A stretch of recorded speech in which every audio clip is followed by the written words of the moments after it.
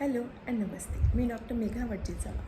आता उन्हाळा चालू झाला आहे, त्यामुळे उन्हाळ्यामध्ये आपल्या बॉडीमधलं जे पाणी आहे ते एकदम झपाट्याने कमी होत असतं. त्यामुळं आपल्याला ते पाणी भरून काढणं गरजेचं आहे. परत त्यासोबतच आपल्या बॉडीमध्ये जे इलेक्ट्रोलाइट्स आहेत ते पण मेंटेन केले पाहिजेत आणि आपली बॉडी हायड्रेट ठेवली पाहिजे. आपल्याला असे काही खाद्यपदार्थ खाल्ले पाहिजेत ज्यामध्ये जास्त वॉटर कंटेंट असेल, परत आपली बॉडी थंड ठेवतील.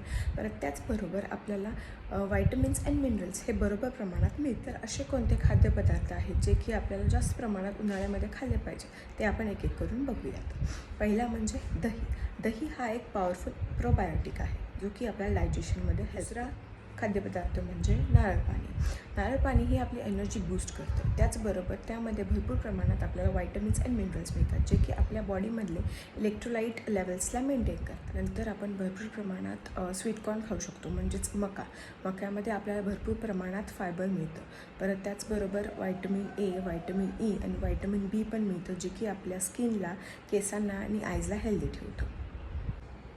आपण ताक पण भरपूर प्रमाणात घेऊ शकतो, कारण ताक हे आपल्या बॉडीला थंड ठेवतं आणि हायड्रेट पण ठेवतं. प्लस ताक हे आपल्याला हीट स्ट्रोकचे चान्सेस कमी करतं, म्हणजेच उष्माघात जे काही लोकांमध्ये होतं उन्हाळ्यात गेल्यावरती ते पण ताक हे कमी करतं. परत आपण उन्हाळी फळं म्हणजे आंबे, कलिंगड हे पण खाऊ शकतो, कारण आंब्यामध्ये भरपूर प्रमाणात आयर्न अँड मॅग्नेशियम असतं आणि आंबे हे आपली इम्युनिटी वाढवतं. परत कलिंगड हे आपल्याला थंड ठेवतं आणि हायड्रेट पण ठेवतं. परत काकडी खाऊ शकतो आपण. काकडी पण आपल्याला थंड ठेवते, हायड्रेट ठेवते.